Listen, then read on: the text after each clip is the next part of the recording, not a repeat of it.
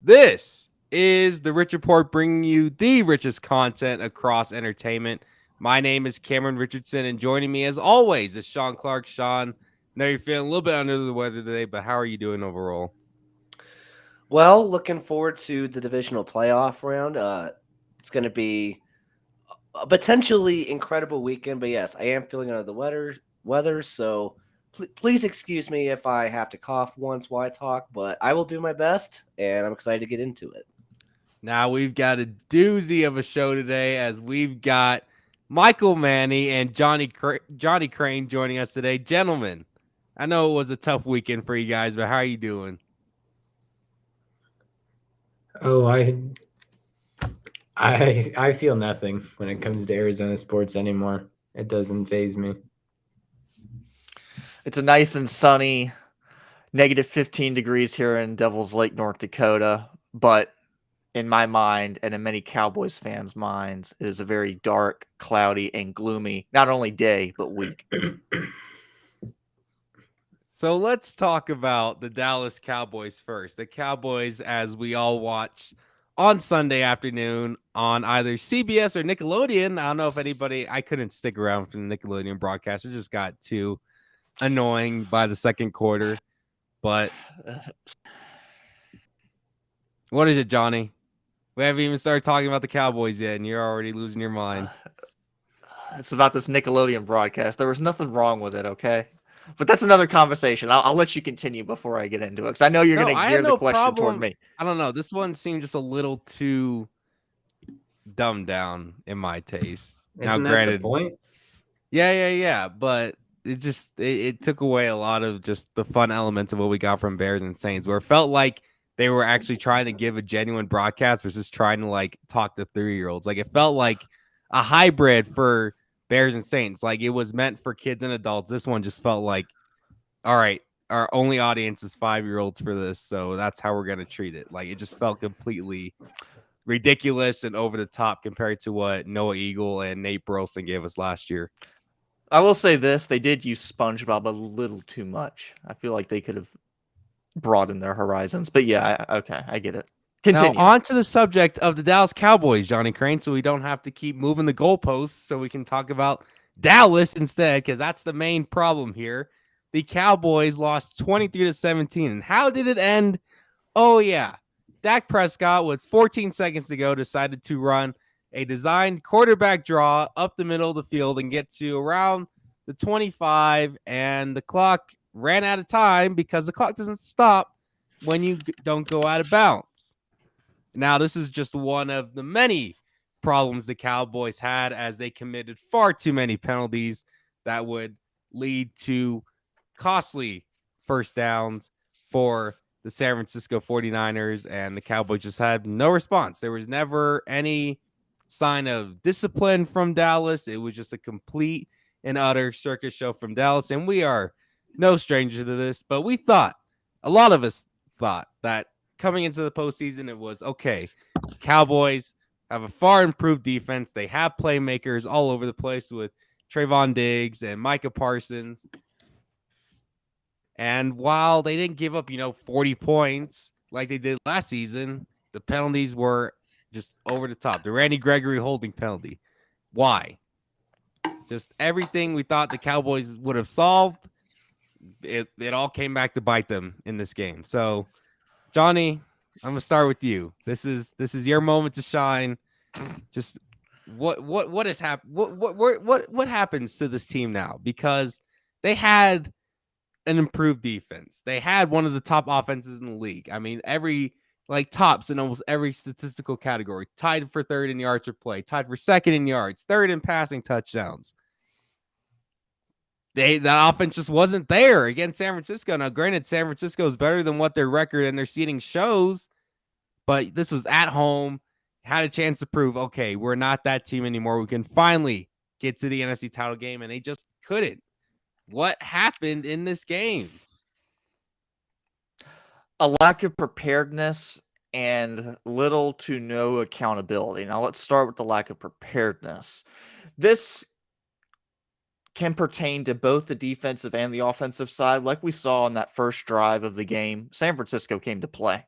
It's that simple. And honestly, I should have saw it coming to a degree because San Francisco's offense, with their draw plays, with their sweeps, with their roster as a whole, it's not really the offense compared to, say, a boom or bust kind of offense like maybe the Kansas City Chiefs were at the beginning of the year, where they take huge shots down the field, where the secondary for Dallas can get those turnovers. This isn't really what the 49ers offense is about. And their offense was really able to drain out clock, wear out a Dallas front seven, and pretty much mitigate that secondary from really making a huge play. Outside from the fourth quarter, where Jimmy G almost collapsed to exponential perspectives, that secondary was pretty quiet the whole game because pretty much a lot of the plays were near the line of scrimmage. And even when Dallas moved their secondary up, it really didn't mean anything. But lack of preparedness, the offense, how many penalties were there again? 14 that counted anyway.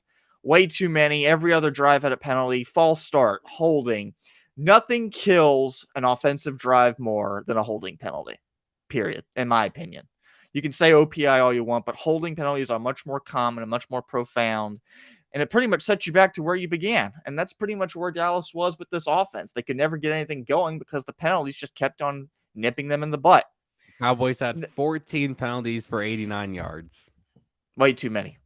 Way too many. One of the most penalized teams in the league, if not the most penalized team in the league. And it's surprising that they're actually top 5 in pretty much every offensive category given that stat. Like, it's almost a miracle in and of itself that they're leading despite everything they do against themselves. Lack of preparedness, that's number one. And number two, it's lack of accountability. And this can kind of go back, not so much from this game, but you could probably say it started during the Raider game, Cameron, back during Thanksgiving. It seems to me anyway, and again, I don't want confirmation bias to really cloud my judgment here, but it seems to me that since that Raider game, the Cowboys have had this idea that the refs are out to get them, that they're out to make their life harder than it should be. Every single post-game press conference that I've heard of, they've always said, oh, it's the ref. The refs. Talk to the refs about this. The refs made that call. I didn't. Look, talking about refs is another conversation for another day. I know y'all laugh at me about refs needing help with computers and whatnot, but this is not what this argument is going to be. At the end of the day, when you have a franchise quarterback like Dak, you have a top 10 offensive line, you have 2 great running backs, you have a ton of wide receivers, good tight ends, you get the job done. Whatever it takes. You find a way, if anything else. Trick plays or something to mitigate those penalties and to mitigate the ref issue. You just find a way. Making the referees the scapegoat is not what this game should be about. And since the game to today, I turn on Sirius XM radio, I turn on ESPN Sports Center, and everything is about the final 45 seconds of the game. The final 15 seconds where Dak drew up a draw play. Let's be honest here. That entire sequence does not happen if Jimmy G doesn't screw up a 4th and inches quarterback sneak, which set them back 5 yards and they punted. None of that happens if they don't mess that up. So the fact that we're talking about that and not the issue of the offense not getting their gear together and not overcoming the penalties, that's very telling to me because we're looking at the wrong problem here. And to me, the problem should be Mike McCarthy. And I know that's a common answer. Everybody's saying it, but since McCarthy became head coach, like Evan said and like Michael said on the podcast Monday, you got to give Mike McCarthy some credit. He was able to do a lot in Green Bay, but he had a Hall of Fame quarterback to do a lot for him also. And I'm not saying Dak Prescott is a Hall of Fame quarterback or he isn't a Hall of Fame quarterback, but it's a completely different animal than what he was at in Green Bay. Completely different situation, completely different context. I just don't think he's the guy. And like Evan said on Monday, I think the game has kind of passed him up a little bit. I'm always for the younger and more offensive-minded head coach, and that's why I've been on the Kellen Moore camp for many, many months now. So it's going to be a long off season for the Cowboys. They have a lot to answer, a lot to look in the mirror. Yeah, that's where we're at. But hey, it's been in the same situation for 20 plus years since 1995, 1996. So it's okay, right? Yeah, for all you Cowboy fans out there, here's some sobering stats. The Cowboys now own the record for most consecutive playoff appearances without reaching the conference title game with 11. Their last NFC title appearance was 26 years ago. So there's that. America's team has not been to the championship game of their respective conference in the 21st century. Oh, and not to mention that this season, while the Cowboys did go, what was their overall record? 12-5. They were 3-4 against playoff teams, and 2 of those wins came against the Philadelphia Eagles. So when it came to those really good teams, they were actually 1-4 instead. And it goes back to accountability, because you know what they could have been doing in the postseason? They could have been playing Philadelphia. If You named the one team that wasn't Philadelphia, Johnny? What do you mean? Oh, the one team that wasn't? The Patriots? Yeah. Yeah. But again, it goes back to this. They kept on blaming the refs. And if the Dallas Cowboys beat the Arizona Cardinals, they would have been hosting the Philadelphia Eagles. But hey, no, it goes back to the ref excuse. It's the ref's problem. It's the ref's issue. I didn't do anything wrong. It wasn't me. It was them. It was the zebra. Come on. So, Michael, moving forward, do the Cowboys is this mainly a coaching problem with Mike McCarthy, needing to hand over the reins to someone else, or is there a player personnel issue as well? Well, part of it is definitely a coaching issue. I'd say Mike McCarthy, as great of a coach as he has been in the past with the Green Bay Packers, excuse me, Evan was right when we talked about it on the pod on Monday. The game has passed him by. He's never been a great game management coach. He's been carried by high-end talent his entire head coaching career, whether it was Brett Favre and Donald Driver and company when he first got to Green Bay, or Aaron Rodgers, or in this case, Dak Prescott and Ezekiel Elliott and CeeDee Lamb and Amari Cooper. And I'll get into this later when we talk about my team, but it's not having any discipline. The most penalized team in the NFL, and that just can't happen. 14 penalties. And it's not just that game. We saw it in the Cardinals game. We saw it on Thanksgiving. We saw it the last 2 months. It seemed like every week. Just a lot of just stupid, costly penalties that could have been easily avoided if your team was a little more disciplined, just a little more disciplined. And one that, like Johnny said, had a little more accountability. And you can talk about Dak, needing to know the rule to handing the ball to the umpire so he can touch the ball before they snap it. But why do you draw up that play to begin with when the clock's going down, there's 14 seconds left, and you have no timeouts? Why do you draw up that play to begin with? And that's not just on Mike McCarthy. That's on Dak Prescott and the offensive unit and Kellen Moore. I think Kellen Moore is a really, really bright head coach, and the Cowboys would be better off if he somehow were able to take the reins. But that's on the offense as a whole, that you need to have a little game, like a little situational awareness to not draw up a play like that with 14 seconds to go and no timeouts. That's not on the refs. As much as they want to complain about the refs the last several weeks, that's not on the refs. That's on them. That's on them and only them. That's Dak Prescott, that's Mike McCarthy, and that's Kellen Moore. Yeah, and Dak issued an apology for, going on his little ref rant after the game, but we all knew it was because of anger that they didn't get the win. He didn't need to issue an apology. He actually just made things worse. Like, it was intentional that he called out the refs after the game, which they had no reason to. When you have that many penalties, and they were all pretty, there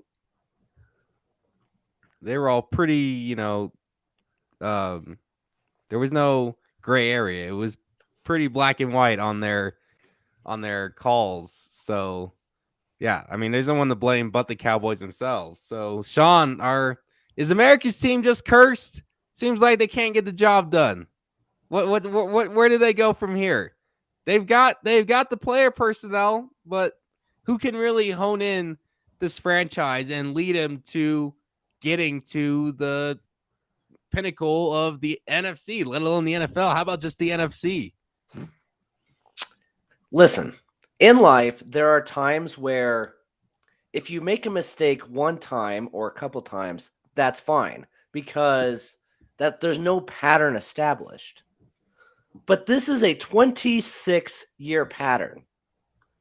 This is a 26-year pattern. And I think we're looking at this in the wrong angle. Mike McCarthy and this Cowboys team is no different from the previous 26.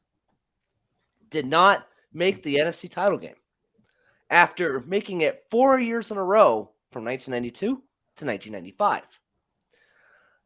The only time that you could legitimately say that they probably should have been there was 2014 when Dez caught it.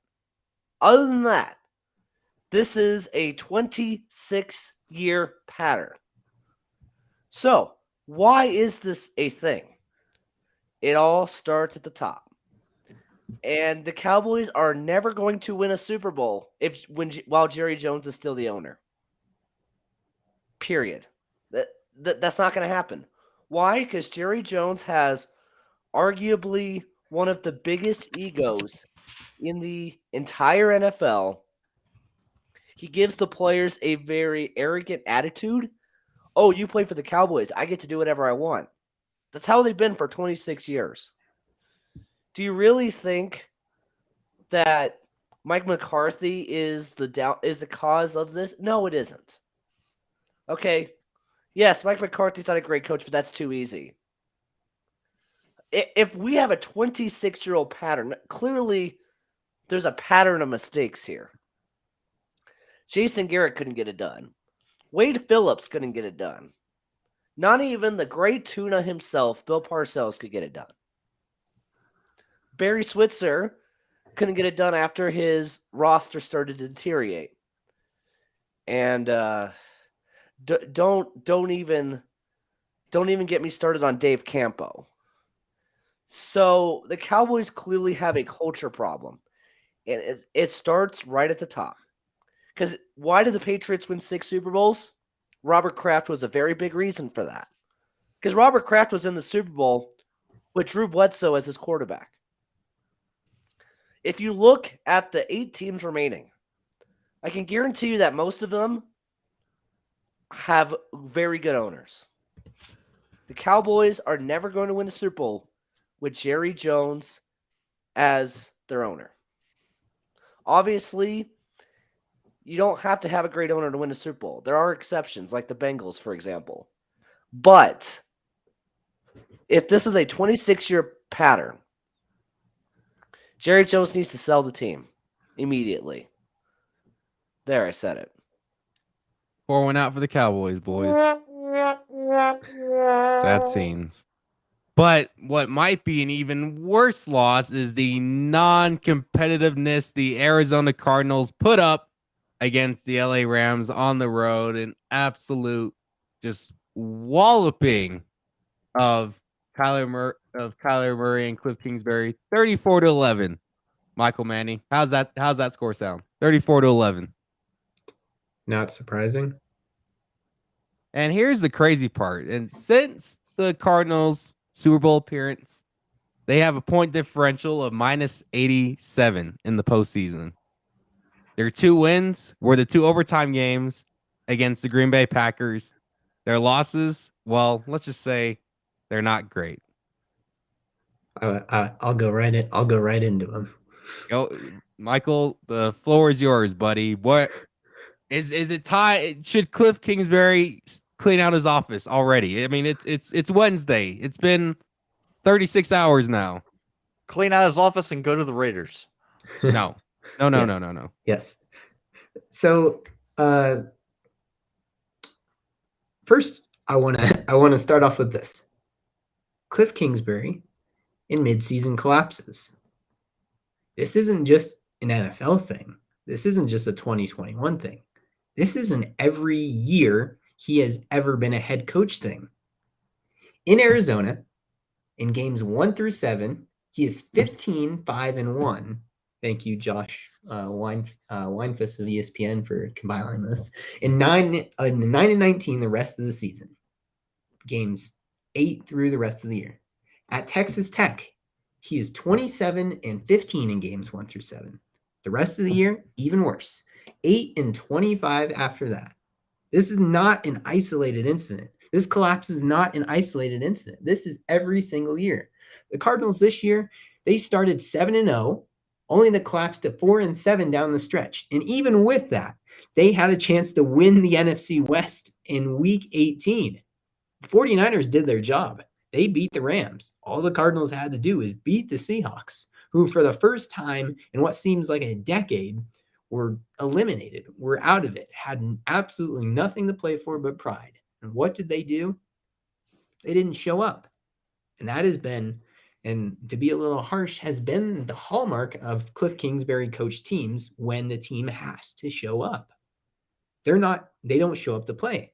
They're not ever ready to play. That's Kliff Kingsbury's job, is to get his team ready to play. And in games like this, another game I point to is the Rams game last year in Week 17, the win and in game. Of course, Kyler was hurt going into that game, and then he exited pretty early on. For some inexplicable reason, he had Chris Streveler as the backup pretty much all year, when you had, at that point, what I considered one of the better backups in the league, although I didn't put him on my list. He would have been an honorable mention, in Brett Hundley. But that's another story. On Monday, the moment looked too big for both of them. We have never seen. There's one thing, if you were to describe Kyler Murray, one of the first things you would say is poised, calm, confident. We've never seen Kyler Murray in the NFL just look in over his head, just scared. It was just in the game plan was inexcusable. That we've talked about since the two got here, that Kyler Murray and Kliff Kingsbury, that their marriage, they were joined at the hip. But there might need to be a divorce here if you're going to save Kyler Murray, because Kliff Kingsbury could be dragging him backwards. And so there's the phenomenon of Kliff Kingsbury play calling. There are times where he just, in some situations, he just gets a little too cute. And a great example of that is it was their first positive play, or one of their first ones. It was the double pass to James Conner that ended up being a forward pass. That kind of sums up the last few years of Cardinals offense. Flashy play calls that are cool, but not well executed. And Louis Riddick made a good point about it on the broadcast, that was 3 drives into, I don't remember the exact number, but it was a couple drives into the game. That's sending the wrong message to the Rams, because you're making them think, wait, you already have to do that. You can't just, establish the run and you already have to get move over to desperation trick plays, or halfway through the first quarter. So this is a stat pulled out by Vince Marotta of Arizona Sports 98.7 FM down in the Valley. Kyler Murray's quarterback rating in his debut as a playoff quarterback is the second worst. The only one worse is Brian Hoyer, who posted a quarterback rating of 15.9 in his one and only playoff start in 2016. Ryan Lindley, a 6th-round pick out of San Diego State, who the Cardinals started in the 2014 wildcard game against the Carolina Panthers. At the very least, his quarterback rating was 44.3 in that game, as bad as that game was. And that game set records for in the wrong direction too when they played that game. Well, it's like Johnny was talking about with the Cowboys. It's about leadership, and it's about discipline, and it's about accountability. What about driving power? The Cardinals were the fourth most penalized team in the league this year, after being the most penalized team in the league last year. And again, that's on Kliff Kingsbury, and that's on this coaching staff. And the secondary is banged up. The offense didn't have DeAndre Hopkins, but there are injuries every year. Last year, Kyler was limping around with an ankle injury last year in December, and the team didn't have Chandler Jones. You can't just fold because you don't have your full complement of stars. And that also speaks to the lack of depth on the roster. And that's a Steve Keim problem. Steve Keim's trademarks are, inexpensive veterans that he signs on a 1-year, $4 million deal and come in and shore up a position. I could name a million of those signings. But that also this year, and pretty much every of the last several years, it speaks to the lack of depth around the roster. So you're not having to rely going into the postseason on journeymen like Kevin Peterson and rookie 4th-round picks like Marco Wilson in the secondary, and you're not relying on inexpensive backups. Like, with much respect to the players I'm naming, you're not having to rely on inexpensive backups like Max Garcia. You have all these flashy signings, which are great. I mean, Steve Keim has made some franchise-altering trades in his time as GM.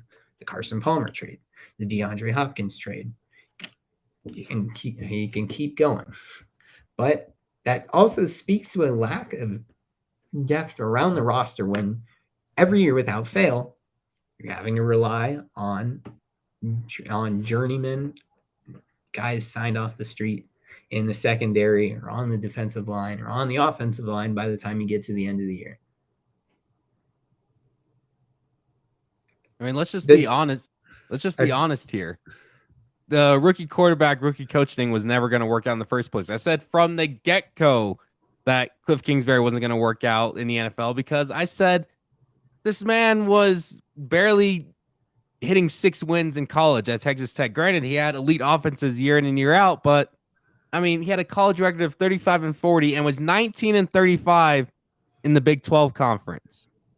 At what basis do you go, you know what? That's a guy that can be an NFL head coach and lead a team to have long-term success.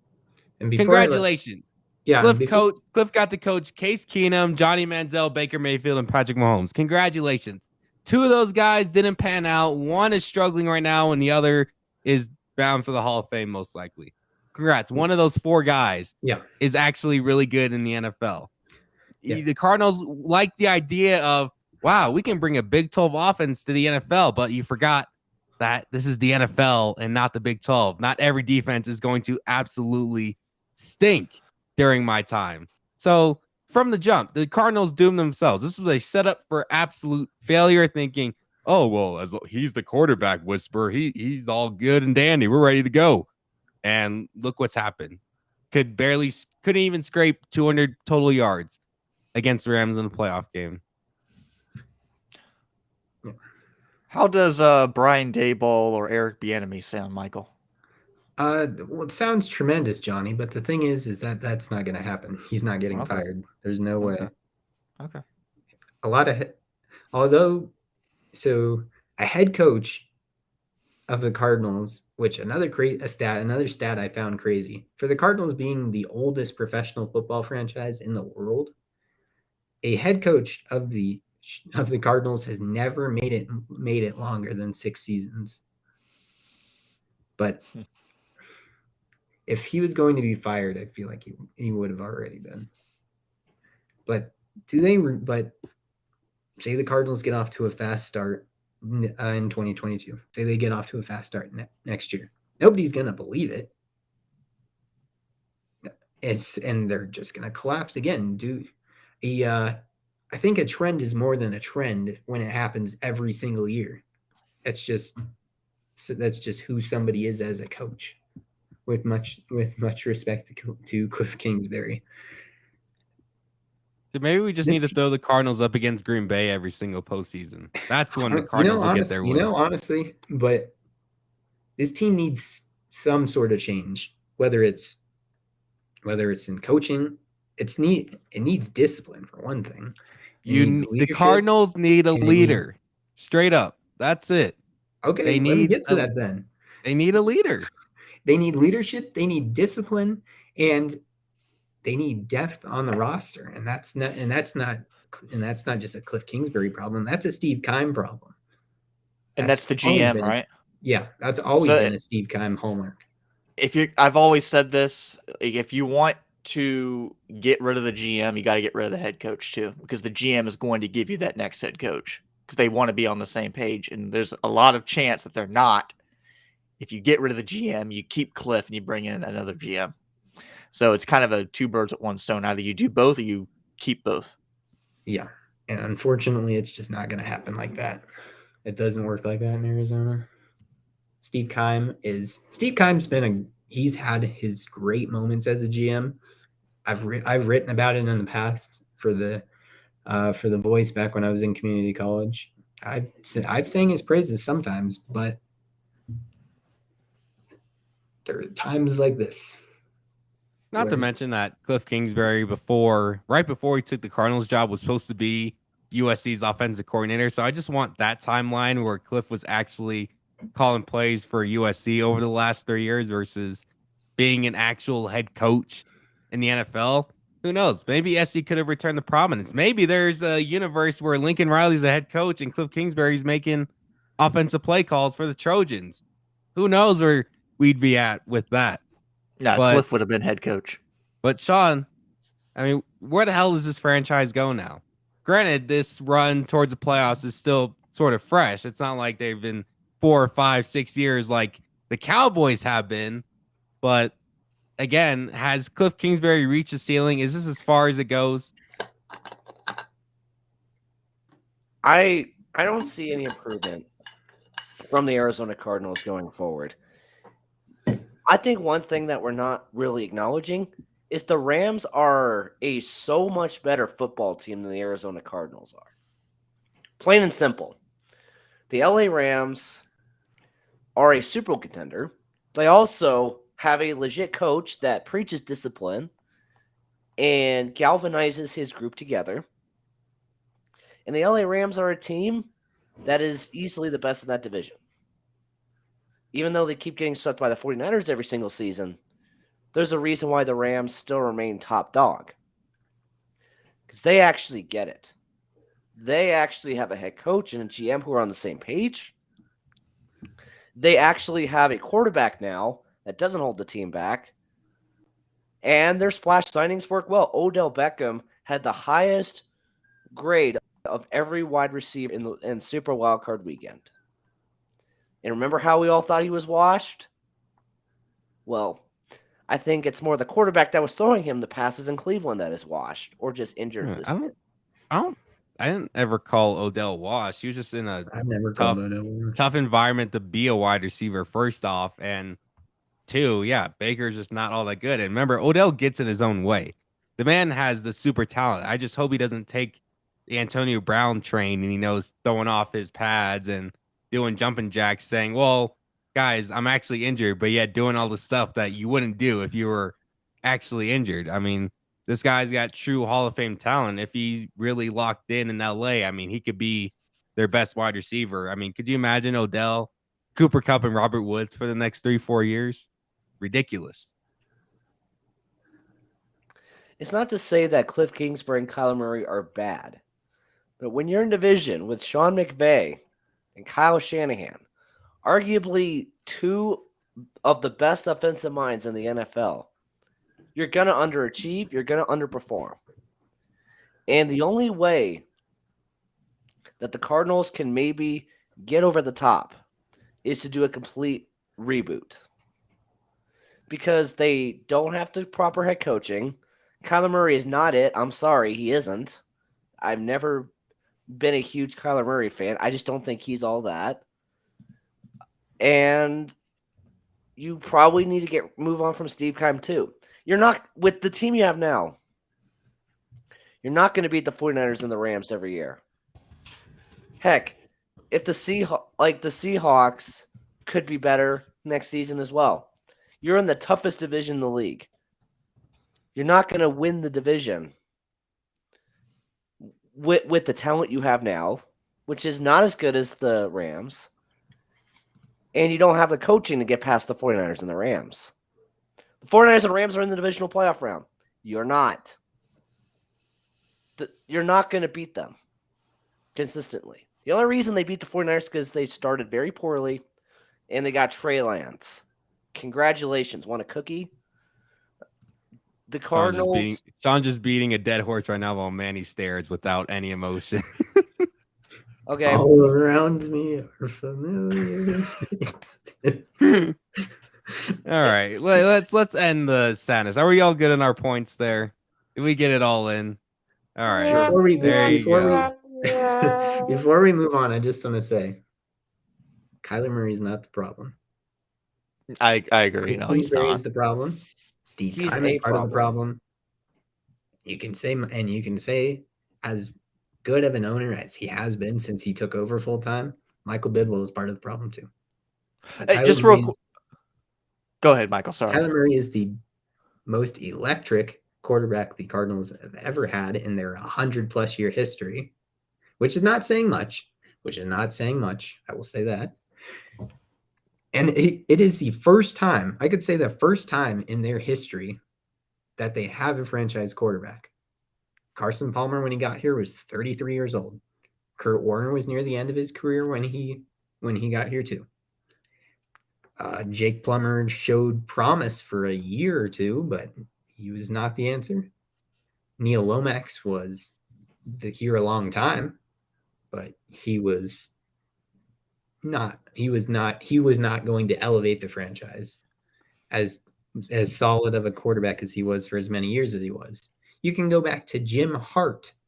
That was the last time the Cardinals had a franchise quarterback. You guys want to know when Jim Hart retired? 1983. You know when Jim Hart started playing? 1966. Okay, that is where I will rest. Just one quick thing, Sean. You say Kyler Murray's not it for Arizona. Where is Kyler Murray it in your mind? Where could he be good? Just curious. And who is the Cardinals' answer at quarterback if not him? I'm just curious. The thing about Kyler Murray is that he can't stay healthy. He is the second half of the season. He has been banged up every single year, and I'm sorry, he is a little bit too small to be a consistently great quarterback. He's shorter than Russell Wilson, Baker Mayfield, and those guys have had their problems recently too. I just don't think Kyler Murray is built to be a franchise quarterback. I laughed at the Cardinals when they drafted Cameron because I thought they were making a huge mistake. Cameron laughed too. No, I thought we laughed at the Giants picking Daniel Jones. Oh, we laughed at Kyler Murray as well. I've never been a huge Kyler Murray fan, and I just don't think he can consistently give you production. He gets hurt too much. He is not the best decision maker. I just have never bought in Kyler Murray as, oh yeah, this dude is a consistent, legit quarterback. He's better than most quarterbacks you've had. That's not saying much. I'll leave it at that. All right, I could have went for the low blow, but I won't. Oh, what's the low blow? Oh, no. This is an unfiltered show, Michael. Please let it out. I mean, the Patriots quarterback history pre-Tom Brady isn't saying much either.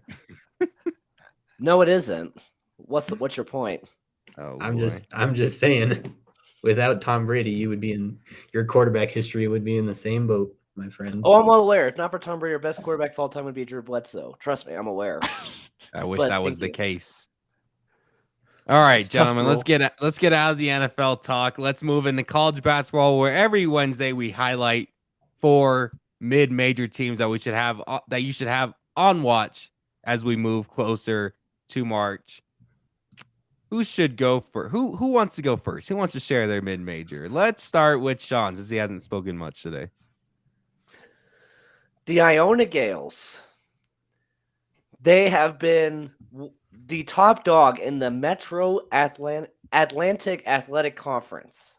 Sorry, it's a bit of a The Iona Gales are undefeated in conference play. the Iona Gales also beat the team that they lost to in the NCAA tournament last year in Alabama. What is Iona's record right now? 15-3, and undefeated in conference play. They had a narrow overtime victory over Monmouth last night, but guess what? Narrow victories happen, but they are currently undefeated in conference play. And on top of that, I go back to the Alabama game, 72-68 victory. And they actually put up a decent fight against Kansas, only losing 96-83. So what does that tell you? They can score. They can score. And this team is very, very dangerous. You have 3 guys that average over 10 points a game. You have Tyson Jolly, who leads the team with 14.7 points per game. You have, I apologize if I butcher this name, but Nelly Jr. Joseph. That's also another mouthful. He cleans it up inside. He does all the dirty work inside with 13.7 points and 8.5. So not only do they have guards like Tyson Jolly that can shoot, along with Elijah Joyner, but they have Nelly Jr. Joseph. That's an awesome name. Who can clean it up inside. Having that balance is crucial in March Madness, because what do we see a lot? You need to hit a big shot when it matters most. You need to get those crucial rebounds. You got to have that balance in college basketball. And Iona has this balance. They can score, but they also can hold Alabama under 70 points. In March Madness, this is not a team you want to face because they have that experience. They have the coaching with Rick Pitino. They also have a lot of wins under the plate. This is not a bid stealer team that just comes on late every year. No. Iona consistently dominates the MAAC throughout the regular season. They always can score well. That's the DNA of the Iona Gales men's basketball program. They always have good scores. And I'll tell you what, it would not surprise me if in about 2 months, we're talking about Iona pulling off a first-round upset because of their balance, but also their experience, and they beat Alabama. They know how to beat good teams. They know how to win their conference. What more do you need from them? Nothing. They are as good as they can be, and I'm very high on this team. There's nothing I love more than getting the message that the Tuck rule was 20 years ago today. That's great. That's great to be reminded of. And apparently there's a whole 30 for 30 coming out on the Tuck rule play and how Tom Brady's career was made on a fluke. So congratulations, New England Patriots and Tom Brady. Settle down there, Raiders fan. All right, Johnny, who's your team? Sean really went out on a limb to mention Iona there. The Murray State Racers are I'm just much kidding. more... Relax. Johnny's going on even a greater limb with Murray State. Oh, y'all just wait for me. Murray State was not just a Ja Morant team. They did not become bad after Morant left for the Memphis Grizzlies. This team fits the formula that I like to talk about. But I'm not going to bore you with the formula, but the formula, obviously, great free throw percentage, great three-point percentage, and they score. They do both. They hit your threes and they make your frees. They do it. But I'm going to look at their big three more specifically. I don't know why you're nodding, Sean. You already went. It's my turn now. Tevin Brown, KJ Williams, and Justice Hill. Now, Tevin Brown's your prototypical junior guard, 6'5", 18.5 points per game. He's the one that's going to captain the offense. No biggie there. KJ Williams is where you get the side. He's a junior, 6'10" from Cleveland, 8 rebounds a game, 51% field goal percentage. He's going to be that guy in the low post to crash the glass and get those easy layups. But to me, the X factor is not those two. It's actually Justice Hill, 6 foot, a shorter guy, sophomore, 13.5 points per game. But this is what stands out to me. It's not the 47% field goal percentage. It's that nice crisp 46% 3-point percentage. What's my ideology? You got to hit your threes come tournament time. And I think he is going to be the X factor for this Murray State team. And he has been the X factor so far, scoring 85 plus points per game. Only 2 losses. One was against Eastern Tennessee State, and the other one was against Auburn, a championship contender. So nothing really to scoff against that there.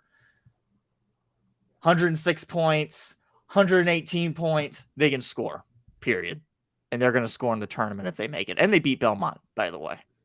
We got to remember that Murray State's also had a winning culture before John Morant as well. So it wasn't just, oh, Murray State became a team when John Morant came. It's just like, it's like saying, I mean, Davidson was kind of made on Steph Curry, but I mean, look at Davidson now. They're one of the best 3-point shooting teams in all of college basketball. And there are some, Sean, there's some scary bracketology matchups out there, man. I mean, let's just say this. I was looking at Jerry Palm's and Joe Lunardi's. Like, what we're looking at is just, while top seeds may win, I don't see a game outside the 1 versus 16s that are going to be entirely blowouts. Every game so far, from what the bracketologies look like, they're going to be really competitive games. So there's going to be a lot of fan bases really holding their breath when March Madness rolls around. And Sean, there's a couple 8-9 matchups where I think Joe Lunardi had Loyola Chicago versus Davidson, and Jerry Palm had Colorado State versus Davidson. So we're looking at some ridiculous matchups maybe in the first round, which would suck because I surely don't want to see Loyola Chicago, Colorado State, and Davidson play each other, and we have to pick one of them. I can't do that. That sounds all right, delicious. Michael. All right, Michael. I have a feeling I know who your mid-major is, so I'm excited to hear you talk about it. So I am going to do something I never thought I would do and go down south a little ways and talk about Grand Canyon University. Your face is correct, Sean. Antelopes are second in the WAC right now in Bryce Drew's squad, 14-2, only behind New Mexico State, who's 15-2. Perfect 4-0 in the conference. They are the best 3-point shooting team in the WAC at 37.6%. 4 players shooting 38.5% or better with 49 or more attempts at 3. So, Johnny, you like talking about hitting your threes. This is a team this year that's been able to hit their threes. Amen. And so Antelopes got their first, after becoming eligible, they got their first ever appearance in March Madness last year, first ever WAC title last year. And this is a program that's only continuing the rise. Dan Marley's the one that started that rise, and this is a team that is only going to rise even further as the years go on. A couple players I wanted to highlight. I talked about good in the 3-point shooting department. Holland Woods the second, 39.5%. Gabe McLaughlin, 38. Big Sky legend Holland Woods. Javon Blackshear, 44.8%. You want to talk about hitting your threes? This is a team that can do it. Now I'm sold. Yeah, the WAC is crazy because Abilene Christian was in the tournament last year. They had to have been in. What conference were they in last year then? The Southland. They were in the Southland. And they got to the tournament last year, upset Texas, which everybody was like, Cam, no, you're crazy to pick Abilene Christian. I was the only one to pick Abilene Christian, gentlemen. They're not doing so hot right now. And they're bringing back most of the guys that were on that team last year. It just goes to show how deep the WAC is. I mean, Utah Valley, they beat BYU. They're 2-3 in conference. Now you got Sam Houston, FCS football. I mean, a lot of people are saying Mickey Mouse FCS champion, Sam Houston State now. They're 5-1 in the conference. Seattle U, who I've been following a little bit, 13-4 undefeated in conference play. So we're looking at while we're going to have one regular season conference champion, this conference tournament might be a bloodbath, especially when you've got Utah Valley and Abilene Christian, sitting in the mid-pack. I mean, no one's safe in that conference. It sucks that only one team is going to make it out of this conference too, because I'd love to see what New Mexico State and GCU could do if they were both in March Madness. But outside of that, I'm going to shift over to the Horizon League. And while it's not right state, unlike last year. How about the Oakland Golden Grizzlies? 13-4 overall, 7-0 in the Horizon League.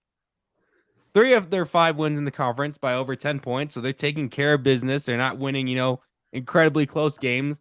They already beat Cleveland State, who only has 1 loss in the conference, with the great Torrey Patton and Al Eichelberger.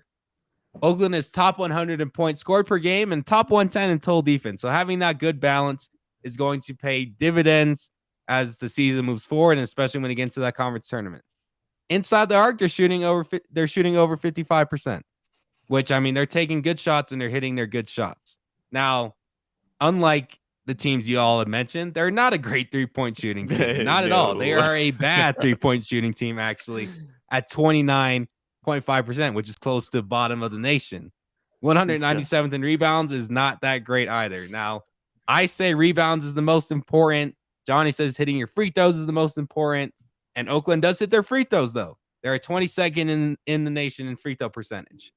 Jamal Cain, who comes over from Marquette, averaging nearly 20 points per game, while Jalen Moore leads the country in assists per game. So they move the ball well. They find really good shots, and that helps when you're in not so great of a mid-major conference. But, when you're going up against the Cleveland States, a team that probably should win this conference, Oakland kind of came out of nowhere. They weren't great last year, had an under 500 record. Now they're sitting 13-4. Jamal Cain's obviously made a huge difference. So, I mean, it's going to be Oakland or Cleveland State winning the Horizon. I think either is a formidable team to win the conference. I mean, I might pull a Sean here and say, you know what? Let's not have any other team from the Horizon win it. But we all like chaos. It's not called March Madness. It's not March Madness just for any reason. It's March Madness because it's full-on calamity.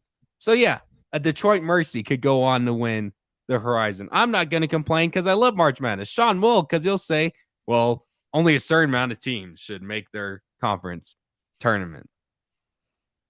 But outside of mid-major watch, we've also got teams that maybe are going overlooked, maybe not ranked by the AP right now.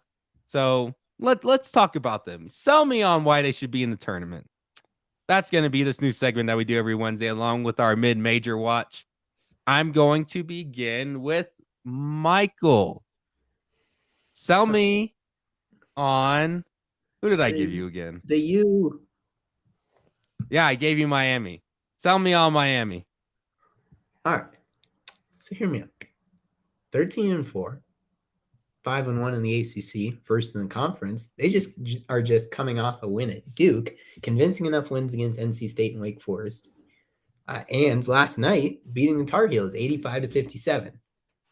A big part of that has been the play of Cameron McGusty in his last 6 games coming into last night versus the Tar Heels. He was hitting over half of his field goals, averaging 18.7 points a game, which is way over his career average of 11 points per game, averaging 5.9 total rebounds, and 49.8 from the field is what he's been averaging this season. Miami's only one of their few blemishes is lost to the Seminoles, but Miami's on. But Florida State just beat Duke last night too. So yeah. Now we're looking at potential 3-bid conference. Duke with some disappointing losses, but Florida State and Miami really picking up the slack that's being left by the rest of the ACC, because the ACC, ladies and gentlemen, is flat out garbage this year.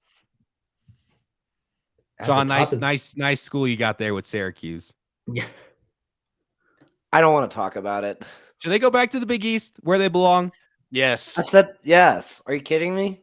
I would love to play Georgetown twice a year. I would love to play UConn twice a year as well.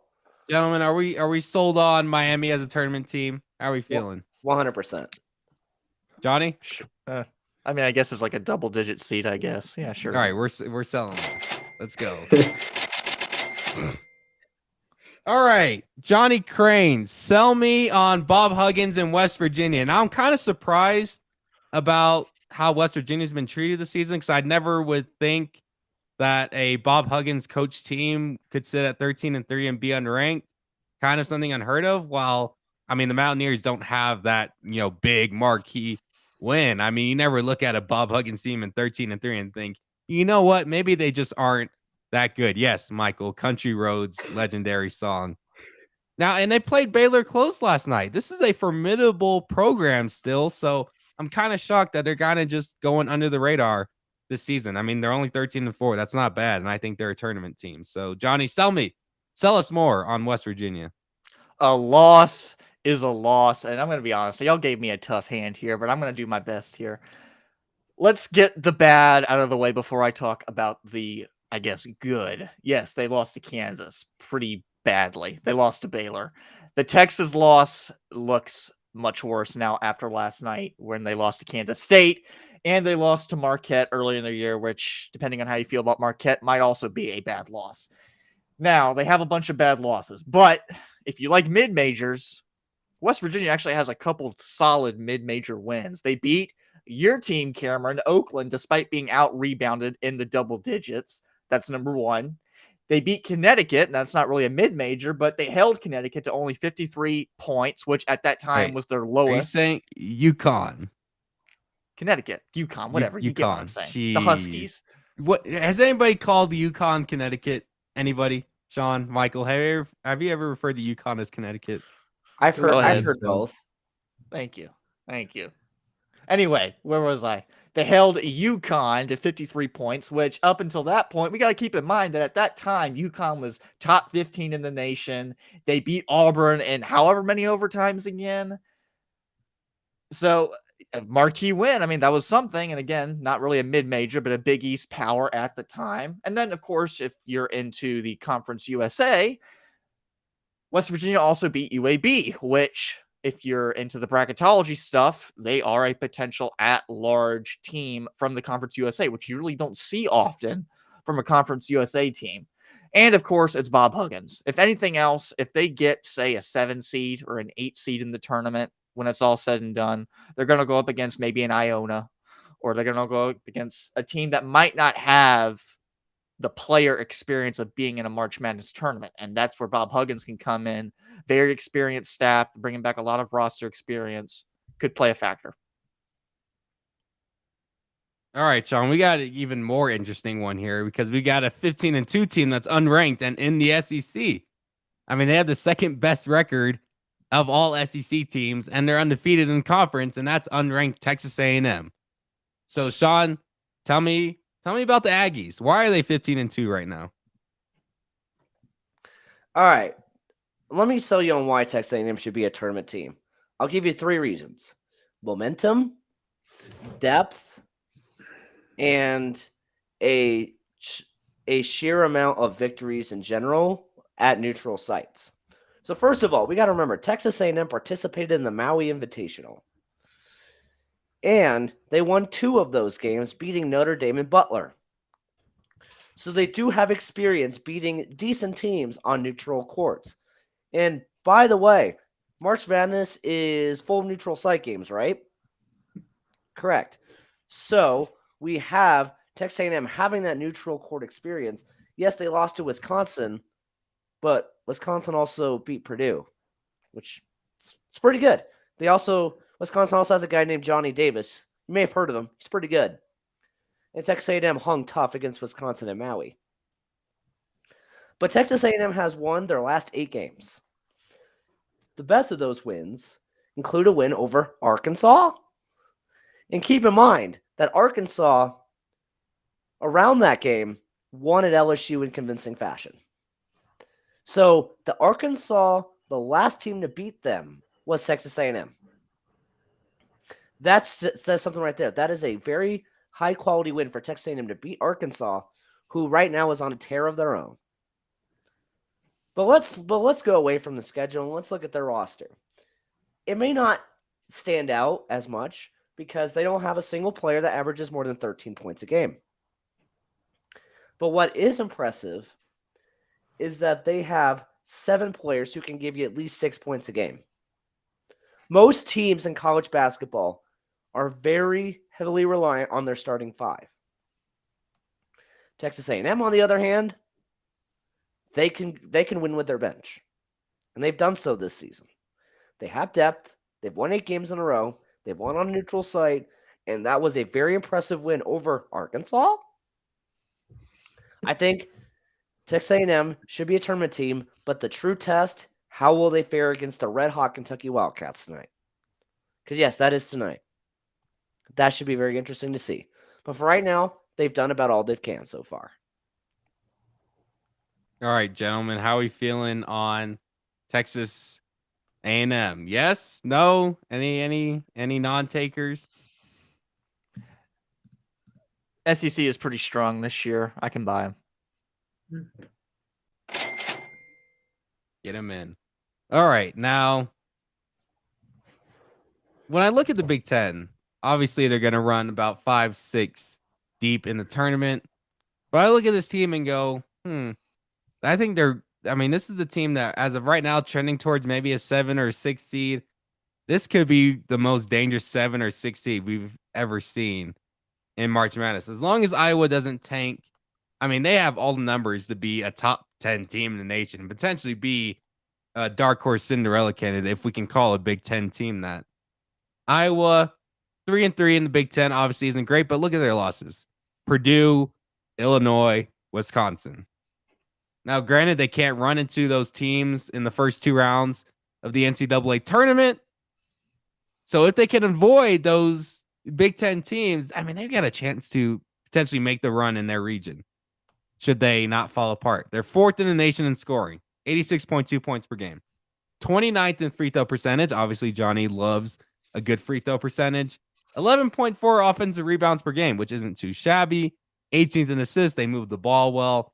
Plus 14.5 scoring margins. So not only are they winning games, they are winning them in dominant fashion, and they don't turn the ball over. Only 8.8 turnovers per game, which is the 3rd best mark in the nation. Oh, and by the way, remember last season how Sean and Johnny were gaslighting you guys into thinking Luka Garza was an outstanding player and one of the best players in the nation? Keegan Murray is what Sean and Johnny thought Luka Garza was last season. The best player in the nation, 23.9, which ties in with Antoine Davis of Detroit Mercy. Keegan Murray is the total hybrid player, can knock down the 3 and can play in the post with that 6'8", 215-pound frame. Can actually move, has good movement in the post as well. Can hit a little step back fadeaway as well. Luka Garza couldn't do that.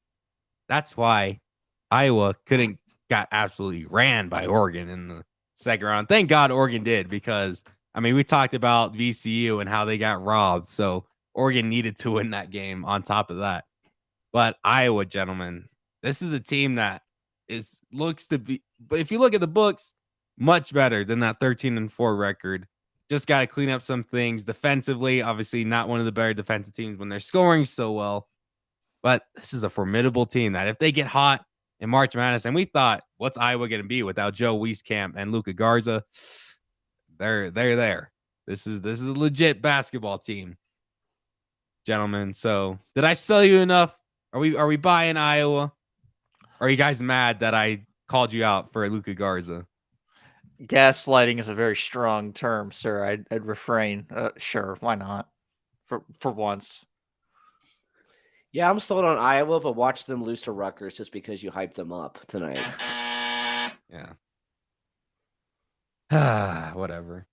All right. That will do it for sports today. Now, let's move into music. Got a couple of album reviews coming out this week from Corday and Earl Sweatshirt. So I'll talk about those in a minute, but I'm curious to hear what y'all listened to over the last couple of days. Let's start with Sean. So did you guys know that Muse came out with a new song a few days ago? Yes, unfortunately. Unfortunately is right, because this song is extremely hit or miss. Now, the first part of the song is really fun. It's a very catchy vocal beat going along with the first half of the song, but oh my god, the second half of the song was outdated, to say the least. Cameron loves to clown on Coldplay because they're supposedly outdated. But you want to talk about outdated? That is what this song is. They went to their very heavy rock instrumentals for the second half of the song, and yikes! It just felt it sounded so distorted. It sounded like it was recorded 10 years ago with faulty software, and it just didn't work.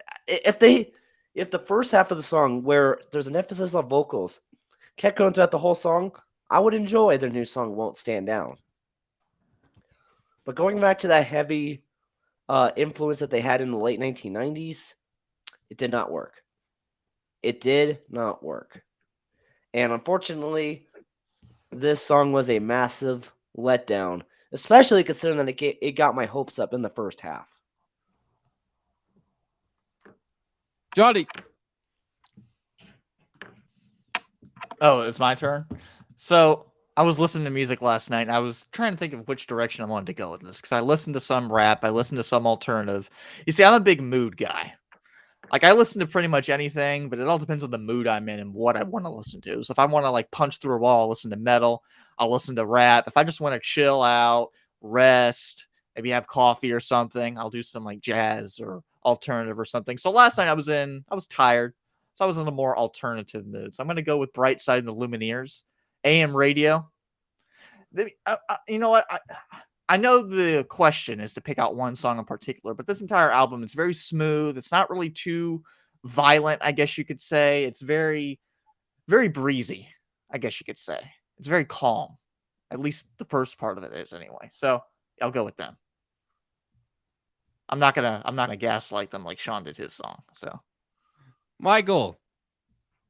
All right, so I am going to go with I was the same as Johnny. I was like, well, where do I want to go? Where do I want to go with this? Who's got some new music out recently? And then I remembered that Mitski is coming out with a new album for the first time since 2018. So, and she just released one of the singles recently. So I listened to "Love Me More" by Mitski.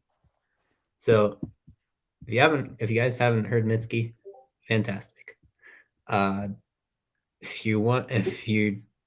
It's kind of, I guess I'd kind of describe it as cuts deep, like in like existentially angry or just like irritated, because that's kind of the mood I've been in the last week. So that's what I've been listening to. And then she has also 3 other singles out: Heat Lightning, The Only Heartbreaker, and Working for the Knife, coming off her forthcoming album, Laurel Huddle, her first album since 2018's Be the Cowboy. So pretty excited about that.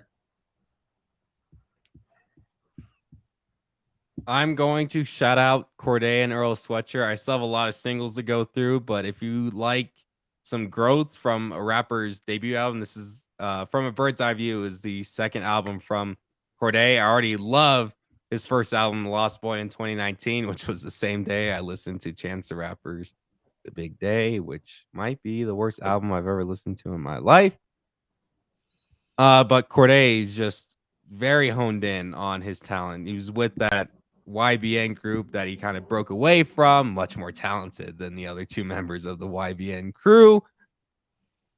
He's a very melodic, not really. Corday's not one to drop a bunch of bangers. I mean, he does have Super, which was one of the lead singles coming into the record. So if you're more into just, if you like getting fired up, if you like running through a brick wall, I guess you listen to Super, but there are just some really, really good jazz melodies in there. Songs like Champagne Glasses with Freddie Gibbs is outstanding. Heard that Nas was left out of that song, which is kind of disappointing to hear, since I loved Life is Like a Dice Game from last year, one of my top 50 songs of the year.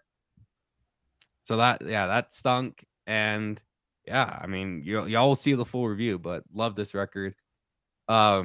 Sick from Earl Sweatshirt. If not everyone's cup of tea, but if you are on the side of some experimental some experimental Mhm. sounds, some unstructured. If you want a little undermining of your expectations, or I keep botching the phrase. It's early. It's only 9 o'clock in the morning, but it's subverted. If you like your expectations subverted, this is a lot of unstructured, just songs, not really that usual verse, chorus, verse that we're used to. It's kind of just one It's verse. very quick. Yeah, very quick. Just in your face, just boom, boom, boom, song, song, song, song, song. It kind of gets tedious in the second half, but there are some great songs on the record. Definitely recommend checking out. I also think I'm going to review the new FKA Twigs mixtape that came out as well. Nice little R&B artist as well that y'all should check out. And obviously, I'm trying to figure out if I'm going to do richest tracks of the week this week. Maybe. Depends on how much time I have today. I have a lot of homework to do. But that will do it for this edition of the Rich Report. We appreciate y'all for tuning in. All of our social media is linked down in the description on YouTube. If you aren't watching on YouTube, if you're watching anywhere else, go there, subscribe, go follow us. All of our written stuff is written. Johnny doesn't write for us anymore, but all of our written content for the Rich Report, the Substack link is also in the description as well. Johnny, what do you have coming up in North Dakota? I know you had a bunch of games postponed last night due to some bad weather. So how you doing in the negatives? It's like I said, -15 right now. Doubleheader basketball tonight with Lake Region State. I got a couple features. Ice fishing tournament next week out on the lake. I'll be covering that hopefully. So yeah, some stuff to look out for. Michael, I know we haven't gotten our TV stuff going yet, but what do you have coming up? Well, I am this semester going to be one of the new hosts of the Double Double on 107.1 FM from 7 to 8:30 on Fridays. So very excited to get that going. And yeah, whenever TV gets going, you can see me on NAZ Today every other Wednesday, and also probably every so often see me on weekday weathers. When does that start? That's a good question. The Double Double or NAZ Today? NAZ Today. I have no idea. It's a good Gotcha. question. Probably in the next couple of weeks. We usually do a couple weeks of mock shows before. Right. We appreciate y'all for tuning in, and we will be back on Friday to preview what should be a crazy divisional round after a pretty weak Super Wild Card weekend. See you then, and have a great rest of your day.